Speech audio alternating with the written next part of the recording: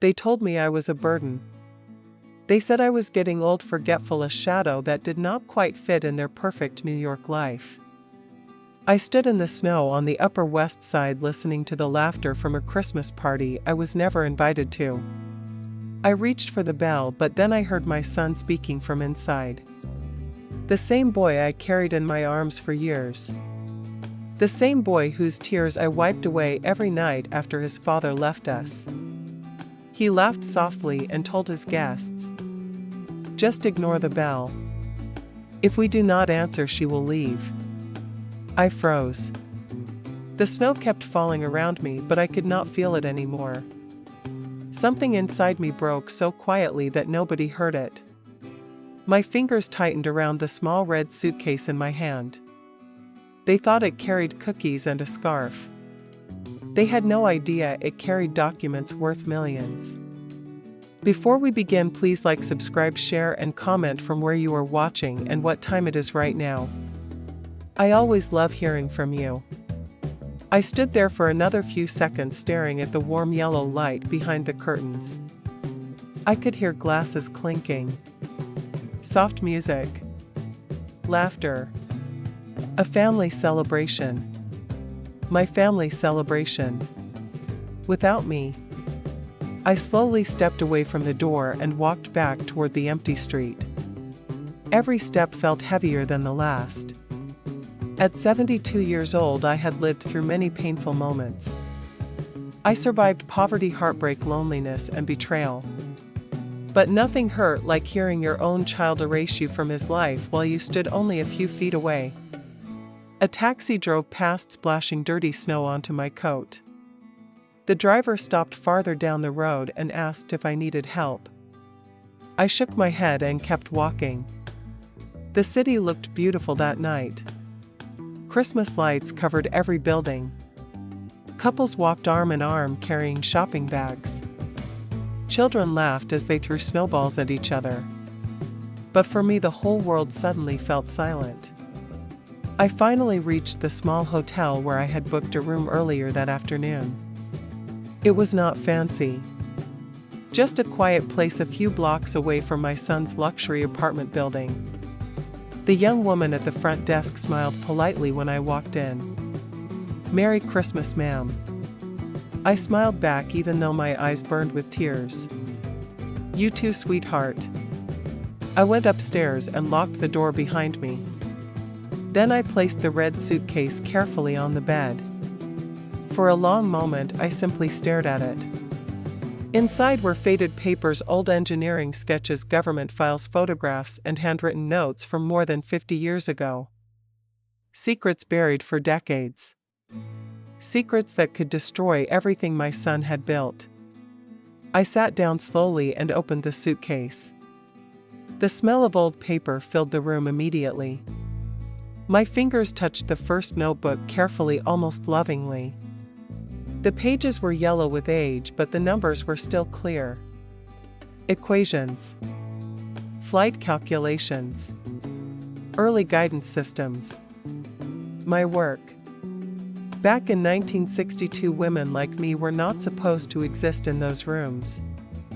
The laboratories were filled with men who looked through me as if I were invisible. But invisible people often hear everything. I was 24 when I first entered the Defense Research Center in Maryland. Fresh out of university, terrified but brilliant. At least that was what my supervisor told me on the first day. "You see patterns faster than anyone here, Eleanor."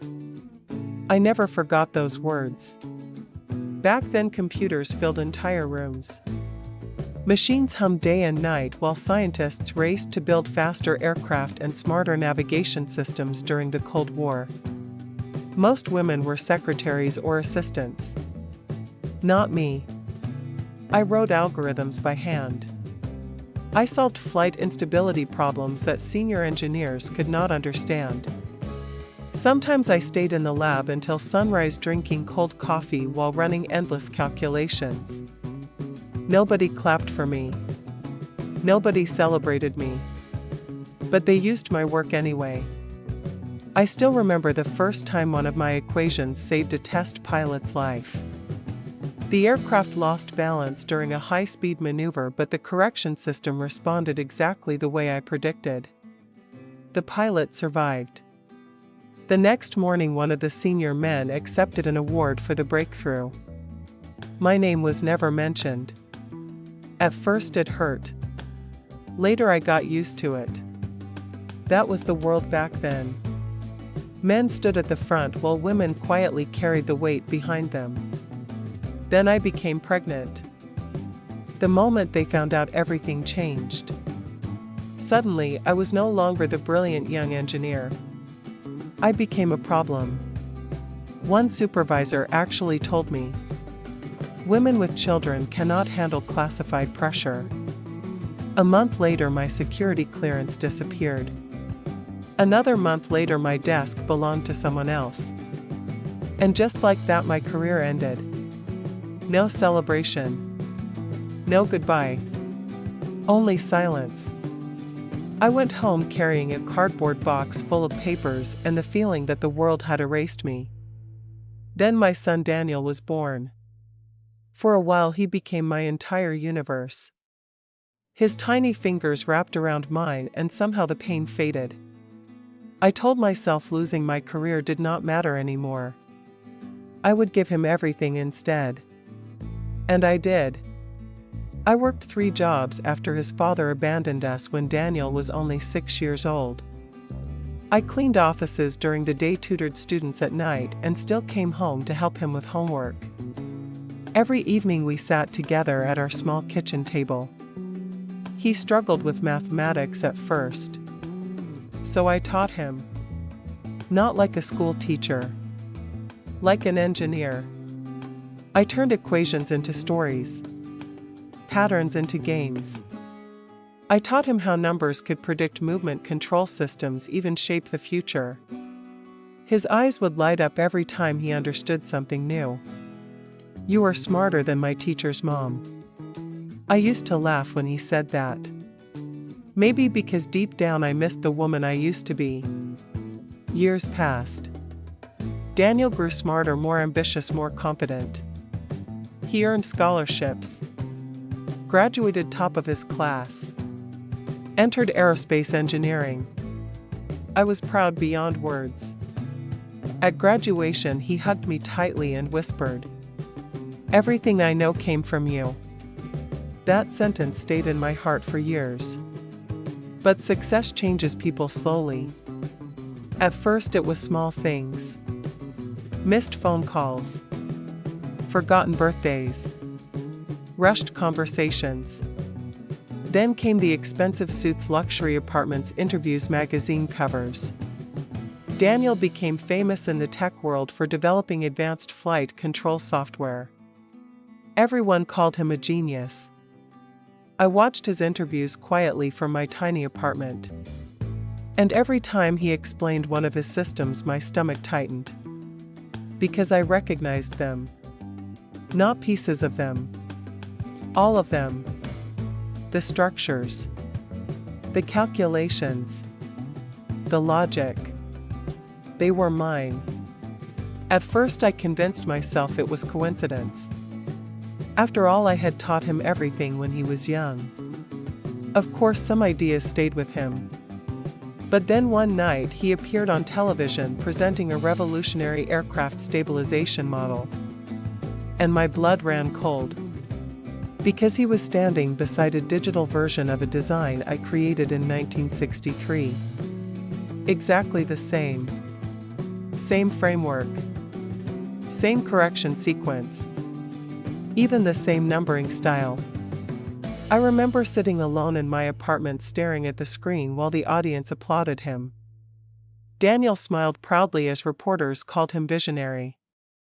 That was the moment I realized the truth. My son had not built his empire from inspiration.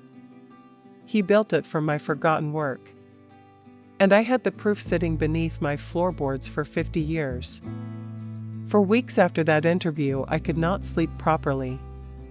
Every time I closed my eyes, I saw Daniel standing under bright lights while people praised him for work that began with my hands decades ago. I kept asking myself the same question over and over. Did he know what he was doing? Or did he truly believe those ideas belonged to him now? A mother always wants to protect her child even when that child becomes a stranger. Part of me wanted to ignore everything and continue pretending none of it mattered. I was old, tired, and alone. What good would the truth bring now? But another part of me, the younger woman buried deep inside, refused to stay silent any longer. 3 days after Christmas, I returned to my apartment in Boston. The building was old and quiet, with cracked stairs and windows that rattled during storms. I had lived there for almost 20 years. Most people walked past my door without ever knowing who I used to be. That was how I preferred it. At least until now. The moment I entered my apartment, I walked directly to the hallway closet and removed the loose wooden panel hidden behind the coats. Inside was a steel box. My hands trembled slightly as I unlocked it. More notebooks. More documents. Old military correspondence. Technical diagrams. Prototype calculations. And letters. Dozens of letters. Most were written by former colleagues from the research center. Men who once depended on my work but later acted as if I never existed. One letter stood out from the rest. It came from Harold Bennett, my former supervisor. The only man in that building who ever treated me like an equal. I unfolded the letter carefully. Eleanor, one day the world will catch up to your mind. When it does, they will finally understand who carried this industry forward during those early years. Never destroy your records. History forgets women too easily. I stared at those words for a long time. Harold died in 1989. But somehow it felt like he was speaking directly to me from the past. That night I made coffee, sat beside the window, and began reading through every document again. Hours passed. Snow covered the streets outside while the city slept. I barely noticed. The deeper I looked, the clearer everything became. Daniel had not simply borrowed ideas from childhood memories. He had used exact concepts from my private research journals. Systems nobody else had ever seen. Which meant only one thing.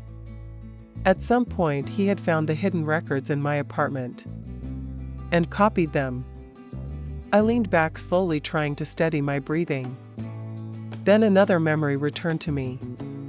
5 years earlier, Daniel visited during Thanksgiving. While I cooked dinner, he spent nearly an hour alone in the basement, supposedly looking for old family photographs. At the time, I thought nothing of it. Now my stomach twisted. That basement was where I originally hid the first storage box before moving it upstairs years later. He must have found something there. Enough to understand what I had done in my past life. Enough to build an empire. I suddenly felt sick. Not because he used my work, but because he never told me. Not once. Instead, he stood before cameras, accepted awards, and watched the world call him brilliant while I faded into the background like an old forgotten photograph. I wanted answers. The next morning I called him. Straight to voicemail. I waited several hours, then tried again. Nothing. By evening I finally received a short text. Busy right now, Mom. We'll call later. He never did. Days turned into a week. No call. No explanation. No apology. The silence hurt more than anger would have. At least anger shows emotion. Silence means someone stopped caring. One evening I sat watching an interview Daniel gave to a major business network. The host praised him for changing modern aviation technology. Then she asked where his inspiration came from. Daniel smiled confidently. Honestly, I think I was just born with a natural engineering instinct. I felt something inside me crack. Because suddenly I remembered every sacrifice, every double shift, every unpaid bill. Every night I stayed awake teaching him mathematics after cleaning offices for 10 hours. Born with instinct? No. He was taught. By me. I switched off the television and stared at the dark screen. Then for the first time in years I allowed myself to feel angry. Real anger. Not loud anger. Cold anger. The kind that grows quietly after decades of being ignored. The next morning I took the train downtown to the public library archives. Deep inside the building stored old newspaper records and defense industry publications from the 1960s. I spent 6 straight hours searching. And eventually I found them. Tiny mentions. Small articles buried in old columns. One article described a classified research breakthrough involving aircraft stabilization systems. The project leader received public credit. But hidden near the bottom was one sentence. Special calculations provided by junior analyst Eleanor Whitmore. I touched my own name on the page, almost unable to breathe. Proof. Not enough to destroy Daniel, but enough to begin. Over the following days I collected everything carefully. I organized documents, scanned papers, and matched old calculations to Daniel's patents. The similarities were impossible to ignore. Entire structural concepts were identical. Some formulas even contained the exact same notation mistakes I used when I was 26 years old. Mistakes only I would recognize. One night, while sorting through old files, I found a photograph of Daniel as a little boy sitting beside me at the kitchen table. He could not have been older than 9. His smile was huge. In the picture, he held one of my old engineering notebooks upside down, pretending to read it. Tears filled my eyes instantly. I missed that boy so much. The little boy who used to wait by the window for me to come home from work. The boy who once told his teacher, "My mom can fix airplanes with math." Back then he adored me. So what happened? When did love become embarrassment? Maybe success convinced him that weakness had no place in his perfect world. Maybe having an old lonely mother no longer matched the image he wanted to present. Or maybe he spent so many years taking credit that eventually he believed his own lies. A week later I finally received an invitation. Not from Daniel. From his assistant. Mr. Whitmore invites you to attend the annual New Year Gala for Whitmore Aeronautics. Formal attire required. I stared at the message in disbelief. After ignoring me on Christmas, he suddenly wanted me present at his company gala. Why? Then I understood. Public image. A successful billionaire standing proudly beside his elderly mother made for beautiful photographs. He did not want me there because he loved me. He wanted me there because I looked good beside his success. For a moment I considered refusing. But then another thought entered my mind. Maybe this was exactly what I needed. A chance to look directly into his eyes before deciding what to do next. New Year's Eve arrived cold and windy. I wore a simple dark blue dress and my old pearl necklace, the only expensive thing I still owned. My gray hair rested neatly against my shoulders. Age had softened my face, but my eyes remained sharp. The red suitcase sat beside the door, waiting. Before leaving, I opened it once more and looked through the files carefully. Every document represented a piece of my life. The life stolen from me. I closed the suitcase slowly. Tonight would change everything. The gala took place inside one of Manhattan's most expensive hotels. Crystal chandeliers hung from massive ceilings while wealthy guests laughed beside towers of champagne glasses. I felt completely out of place. Young women in glittering dresses walked past me without a second glance. Powerful men discussed investments and technology near the ballroom stage. Then I saw Daniel. Perfect black suit. Perfect smile. Perfect public image. People surrounded him, constantly shaking his hand, praising his brilliance. For a moment, pride still touched my heart despite everything. Because he was my son. No matter what happened, that truth could never fully disappear. Then his eyes finally met mine across the ballroom. And for the briefest second his confident smile faded. Not guilt. Fear. He walked toward me quickly. "Mom, you came." His voice sounded nervous. "You invited me, Daniel." He glanced at the red suitcase in my hand. "What is that?" "Just old memories." Something in his face tightened instantly. He understood. Maybe not everything, but enough. The music continued around us while rich strangers laughed nearby, completely unaware that a war had just begun between mother and son. Daniel led me away from the ballroom toward a quieter hallway near the private conference rooms. His smile disappeared the moment we were alone. "You brought those documents here." His voice was low, tense, controlled. I looked at him carefully before answering. "You know exactly what is inside this suitcase." For a few seconds he said nothing. The silence confirmed everything. I felt my chest tighten painfully because deep down I had still hoped there was some explanation, some misunderstanding, some innocent reason behind all of this. But a mother knows her child's face better than anyone. And my son looked guilty. Daniel rubbed his forehead and glanced down the empty hallway. "Mom, please, not tonight.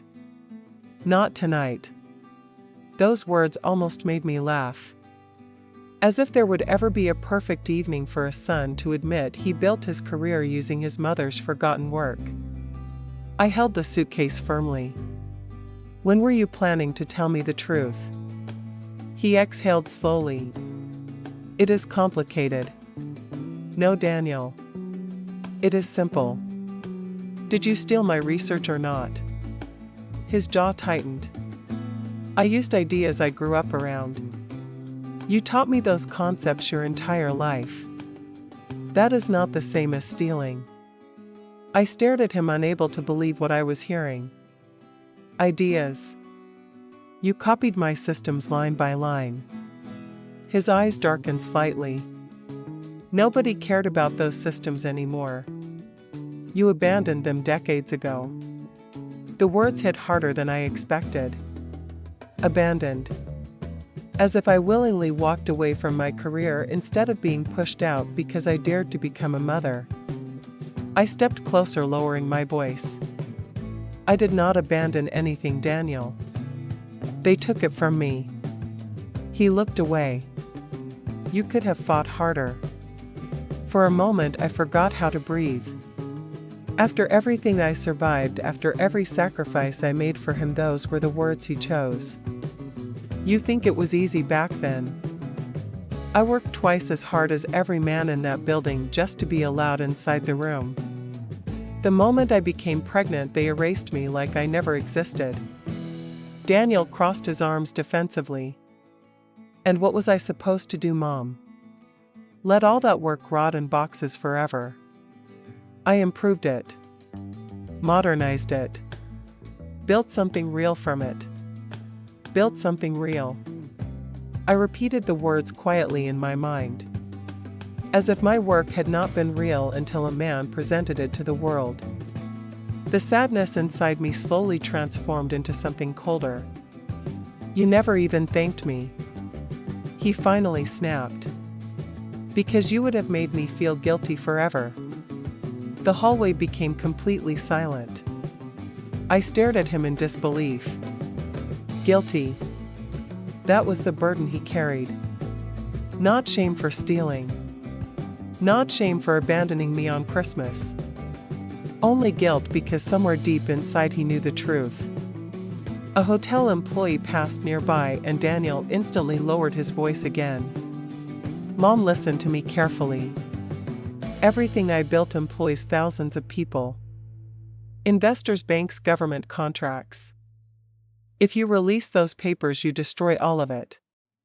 I looked directly into his eyes.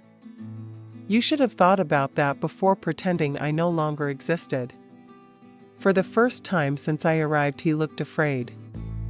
Real fear. Please. That single word almost broke me. Because suddenly he sounded like my little boy again. The child who used to crawl into my bed during thunderstorms. The child who cried after failing his first mathematics exam. The child I once loved more than my own life. But then another memory appeared. Ignore the bell. If we do not answer, she will leave. And my heart hardened again. I opened the suitcase slowly. Daniel immediately stepped forward. Mom, stop. I pulled out a faded notebook and handed it to him. He stared at the cover silently. Do you remember this? His face paled. It was one of my original research journals. The same notebook he used to stare at as a child while pretending to understand the complicated equations inside. You left this in the basement years ago, he whispered. Yes. He swallowed hard. I thought you forgot about it. Forgot. Such a small word for something that carried my entire identity. I never forgot who I was, Daniel. I simply learned the world preferred quiet women. He looked exhausted, suddenly older somehow. People worship you now, I continued. They call you visionary, genius, revolutionary. But do you know what hurts the most? It is not the stolen patents. It is not the money. It is hearing my own son speak about innovation while pretending the woman who taught him everything was nothing more than an inconvenience. Daniel closed his eyes briefly. You do not understand the pressure I live under. I almost laughed again. Pressure. Try raising a child alone while society treats you like your mind stopped matching the moment you became a mother. Try cleaning office floors at midnight after spending years solving military flight systems. Try hearing men explain your own equations back to you like you are too stupid to understand them. Do not speak to me about pressure. His face tightened with frustration. What do you want from me? Finally. The real question. Not what he did wrong. Not how much pain he caused. Only what it would cost him. I looked at him quietly for several seconds. Then I answered honestly. I wanted my son back. Something flickered across his face. Pain, maybe. Regret. But it disappeared quickly. You cannot destroy my life over this. Your life. My voice became dangerously calm. Daniel, your entire life was built from mine. He opened his mouth to respond, but suddenly applause erupted from the ballroom nearby. Someone announced his name over the microphone. The CEO and founder of Whitmore Aeronautics, Mr. Daniel Whitmore. Cheers followed instantly. Daniel looked toward the ballroom doors. They are waiting for me. I nodded slowly. Of course they are. He hesitated before speaking again. Please do not do anything tonight. I said nothing.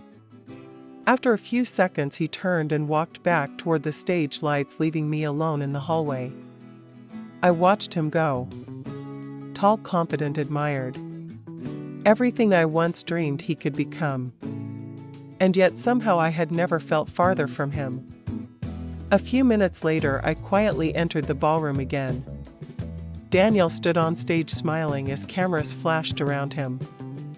He began giving a speech about innovation, leadership, and changing the future of aviation.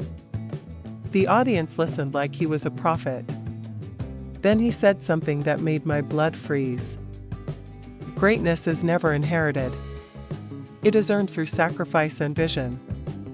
The room exploded with applause. I felt physically sick, because the irony was unbearable. Everything he claimed to build through sacrifice came directly from the woman he abandoned outside his door on Christmas Eve. I quietly turned and walked away before the speech ended. Nobody noticed. Outside, cold air hit my face instantly. Snow drifted slowly across the empty streets while distant sirens echoed through Manhattan.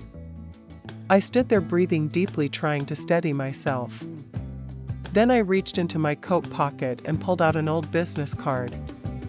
Margaret Hale, investigative journalist. The card was nearly 20 years old. Margaret and I met in 1978 during a government technology conference. Back then, she was one of the few reporters willing to listen when women scientists spoke. We stayed in touch for years until life slowly carried us in different directions. 3 months ago, she published an article exposing corruption inside a major defense company. She still chased truth. And suddenly, I realized she might be the only person left who would believe mine. I stared at the card for a long moment before finally dialing the number. To my surprise, she answered immediately. "Hello. Margaret." Silence. Then a shocked laugh. "Eleanor Whitmore. Good Lord, I thought you disappeared from the planet." "Not yet." Something in my voice must have warned her because her tone instantly changed. "What happened?" I looked back toward the glowing hotel windows. Inside those walls, my son was still being celebrated as a genius. Outside stood the woman whose brilliance built his empire. I tightened my grip on the suitcase. I think it is finally time someone heard my story. Margaret was quiet for several seconds. Then she spoke softly. "Can you meet tonight?" An hour later, I sat inside a small 24-hour diner downtown while Margaret studied the documents spread across our table. Her expression changed with every page. "My God, Eleanor." She looked up at me stunned. "This is explosive." I wrapped both hands around my coffee cup, trying to stop them from shaking. "I never wanted revenge." Margaret leaned closer. "Then why now?" I thought about the snow, the closed door, the laughter. "Ignore the bell. If we do not answer, she will leave." Finally, I answered. Because I realized silence protects the wrong people. Margaret did not speak for almost a full minute after I said those words. She simply kept turning pages slowly, carefully studying every detail inside the old notebooks. The diner around us was nearly empty. A tired waitress wiped tables near the counter while soft jazz music played from an old speaker overhead. Outside, snow continued falling across the dark city streets. Finally, Margaret looked up again. "Do you understand what this could become?" I nodded. "Yes. Your son could lose everything." I stared down at my coffee. "So did I." She leaned back quietly, watching me with the careful eyes of someone who spent her entire career studying human truth. Then she asked the question I feared most. "Do you still love him?" The answer came immediately. "Yes." My voice almost broke on that single word. Because love does not disappear simply because someone hurts you. That is the cruelest part of being a mother. Even after betrayal, some part of your heart still protects the child you carried. Margaret softened slightly. "Then why expose him?" I looked out the diner window at the falling snow. Because if I stay silent, then I spend the rest of my life pretending none of this mattered. Pretending I never mattered. Margaret slowly closed the notebook in front of her. "Then tell me everything from the beginning." So I did. For the next 3 hours, I told her everything. The research center. The stolen recognition. The pregnancy that ended my career. The years of sacrifice. The hidden documents. Daniel finding the notebooks. The patents. The Christmas party. The closed door. Margaret listened without interrupting once. Sometimes she took notes. Sometimes she simply stared at me in disbelief. Around 3 a.m, she finally exhaled deeply and rubbed her temples. Eleanor, this is one of the biggest stories I have heard in years. I suddenly felt exhausted. I am not trying to destroy him. You already said that. Then why does it feel like I am about to? Margaret studied me carefully before answering. Because the truth has consequences whether we want them or not. We left the diner just before sunrise. Snow covered the sidewalks in thick white layers while the city slowly woke around us. Margaret promised to verify everything before publishing a single word. She wanted records, patents, archived defense files, and expert analysis. Good journalists do not gamble with stories this serious. Part of me felt relieved. Another part felt terrified. Once this started, there would be no way to stop it. The next few days passed slowly. Margaret worked non-stop. She contacted retired engineers, aviation historians, former government employees, and patent analysts. Every few hours she called me with another discovery. The evidence kept growing stronger. One aviation expert described the similarities between my early work and Daniel's patented systems as statistically impossible to ignore. Another former engineer remembered me instantly. Eleanor Whitmore. He laughed bitterly during one recorded interview. Half the men in that building used her calculations and pretended they came up with them first. Each new confirmation brought mixed emotions. Validation. Pain. Relief. Grief. For so many years I convinced myself my contributions no longer mattered. Hearing strangers acknowledge my brilliance after decades of silence felt almost unreal. But it also reminded me how much had been stolen. 3 days later my phone rang just after midnight. Daniel. I stared at the screen for several seconds before answering. Hello. His voice sounded strained. You talked to a journalist. Not a question. A statement. Yes. Silence filled the line. Then he spoke again. Do you have any idea what you are doing? I closed my eyes. Telling the truth. You are humiliating me publicly. The words ignited something sharp inside me. Humiliating you. Daniel, I stood outside your apartment in the snow while you told people to ignore me like I was some homeless stranger. His breathing grew heavier. You are exaggerating. I almost laughed from disbelief. Am I? Another silence. Then finally he spoke more quietly. What do you want me to say?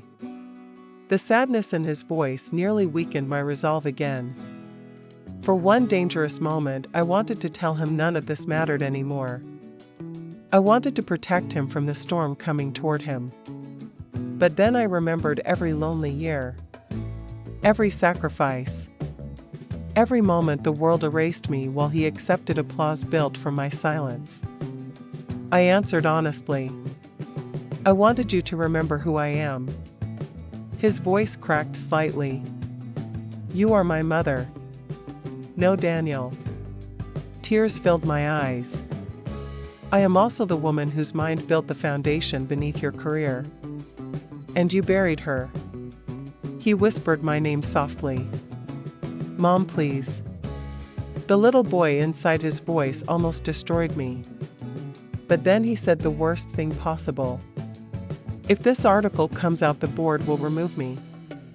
I froze. Not once during the entire conversation had he apologized. Not truly. Even now his greatest fear was losing power. not losing me. I wiped my tears slowly. Maybe they should. Then I ended the call. Afterward, I sat alone in darkness for a very long time.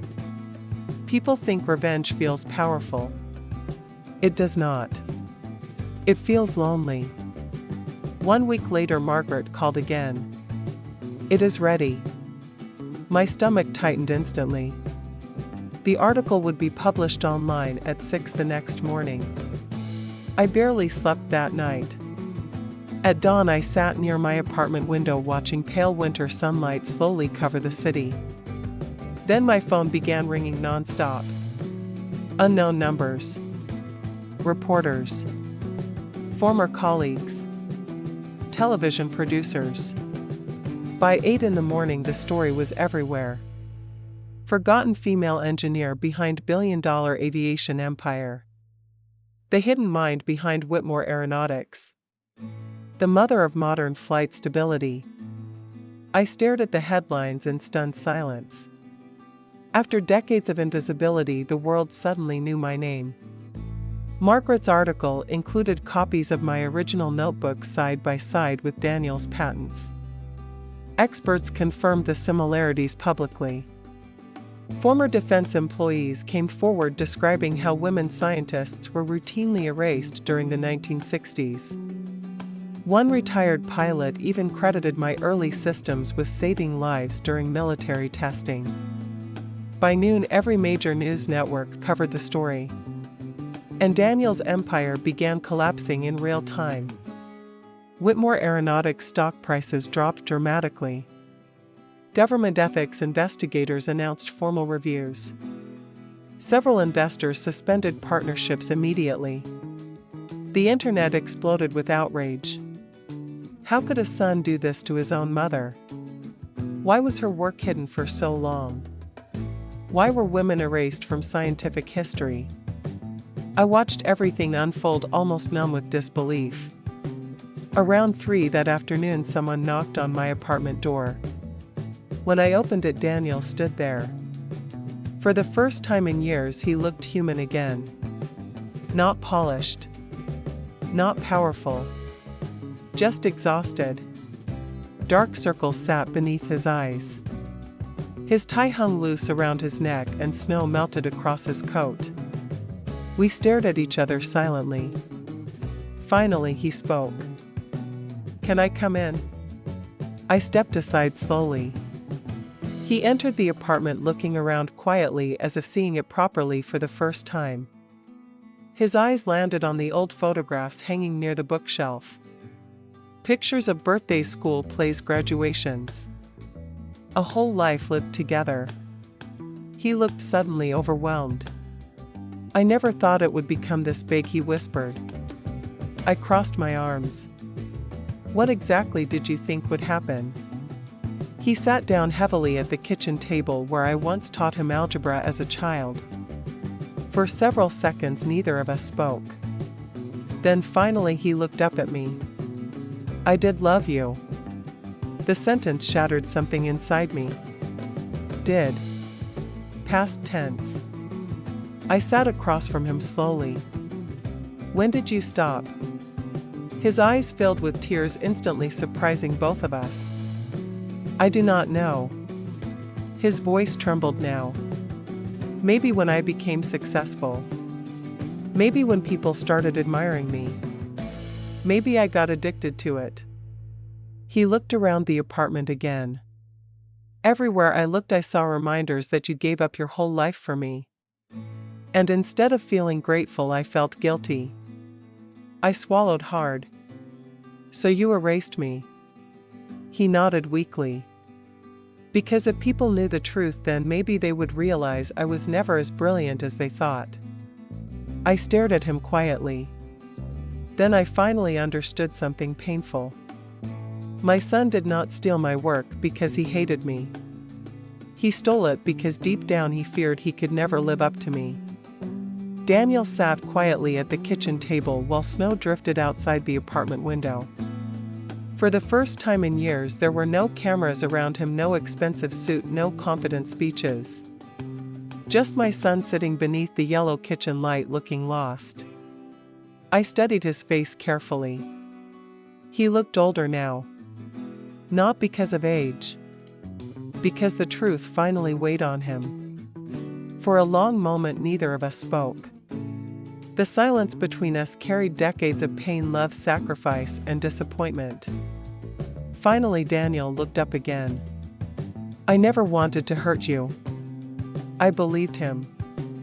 That was the hardest part. People think betrayal always comes from cruelty. Sometimes it comes from weakness. From fear. From selfishness that grows slowly until someone no longer recognizes themselves.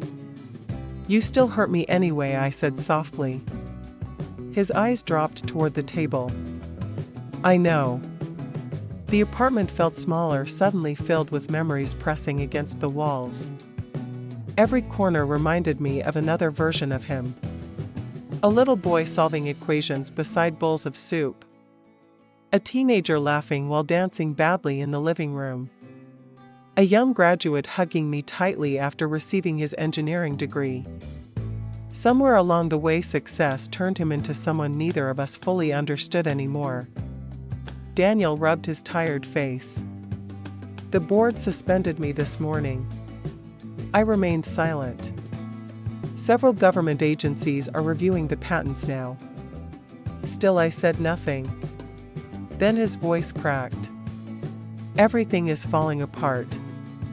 I looked at him carefully before answering. No, Daniel. Everything false is falling apart. The truth is only now beginning. Tears filled his eyes again, but this time he did not hide them. I was so angry at the world growing up. His voice sounded distant, almost childlike. I hated seeing how people treated you. You were smarter than everyone around you, but nobody cared. Nobody respected you. He looked toward my old notebook stacked beside the bookshelf. I kept thinking if I became successful enough, maybe somehow it would fix what happened to you. I felt my chest tighten painfully. But success built on silence becomes poison. He nodded slowly. I know that now. For several minutes we simply sat together listening to the quiet sound of wind outside. Then Daniel reached into his coat pocket and pulled out a folded paper. I brought something. He handed it to me carefully. I unfolded it slowly. It was a public statement. At the top was the logo of Whitmore Aeronautics. My eyes moved across the words. Today I acknowledge that the foundational systems behind my work were created by my mother Eleanor Whitmore, whose brilliance and sacrifices were ignored for decades. The world deserves to know the truth. Everything I built began with her mind. I looked up at him stunned. You wrote this? He nodded. I am resigning from the company tomorrow. The words shocked me more than I expected. Daniel, this will destroy your career. Maybe it should. I stared at him quietly. Then something unexpected happened. For the first time since Christmas, I saw honesty in his eyes again. Not ambition. Not fear. Not performance. Just honesty. I folded the statement carefully. Why now? Because I finally realized something. He swallowed hard. I spent my whole life chasing admiration from strangers while ignoring the one person who actually deserved it. Tears slid silently down my cheeks. Daniel stood slowly and walked toward the window. When I was little, I thought you were the smartest person alive. He smiled weakly through tears. Honestly, I still think that. A broken laugh escaped my throat. For the first time in weeks, the anger inside me softened slightly. Not disappeared, but softened. The next morning, the world changed again. Daniel released the statement publicly. News networks exploded with coverage. People expected denial, lawsuits, excuses. Instead, they saw a powerful CEO admitting the truth. Some praised him. Others condemned him. But nobody ignored the story anymore. And for the first time in my life, my name stood at the center of it. Universities invited me to speak. Historical organizations requested interviews. Women engineers from around the world began sending letters, emails, and messages describing how my story inspired them. One message came from a young girl in California. She wrote, "I want to become an aerospace engineer one day because now I know women like us were always part of history even if nobody wrote about them before." I cried for nearly an hour after reading that. Because suddenly this story was no longer just about betrayal. It became about visibility. About truth. About every woman forced into silence while others accepted credit for her brilliance. Months passed. Investigations continued. Several of Daniel's patents were legally reassigned, acknowledging my original research contributions. Aviation museums contacted me requesting copies of my notebooks for preservation. Then one afternoon something happened I never imagined possible. NASA invited me to Washington.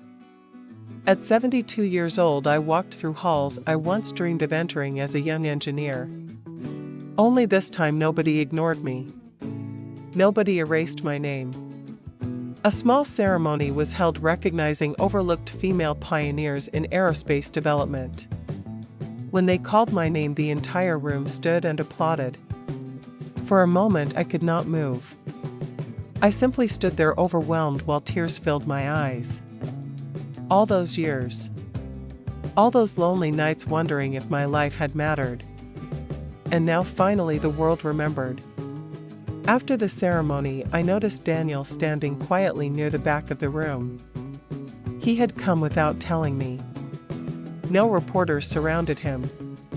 No spotlight followed him. He simply stood there clapping softly with tears in his eyes. Later that evening we walked together outside beneath the cold Washington sky. Neither of us spoke much. Some wounds never fully disappear. But healing does not always arrive loudly. Sometimes it begins in silence. Before leaving, he turned toward me. "Thank you." I looked at him carefully. For what? For refusing to stay invisible. The words stayed with me long after he walked away. A year later, my story appears in engineering textbooks across the country. Young students study the systems I created decades ago. Not his systems. Mine. And strangely enough, I no longer feel angry when I think about Daniel. Sad sometimes. Careful still. But not angry. Because the truth finally freed both of us. It freed me from silence. And it freed him from pretending. To every woman listening right now who feels ignored, forgotten, or invisible, never throw away your story. Never let the world convince you your brilliance expired with age, sacrifice, or motherhood. Keep your records. Protect your voice. Because one day the truth will matter more than the people who tried to bury it. I spent most of my life believing I had been erased. But erased people leave shadows. And shadows always prove that someone stood in the light. Before you go, please like, subscribe, and share this story. And comment below where you are watching from and what time it is right now. Your support truly means the world.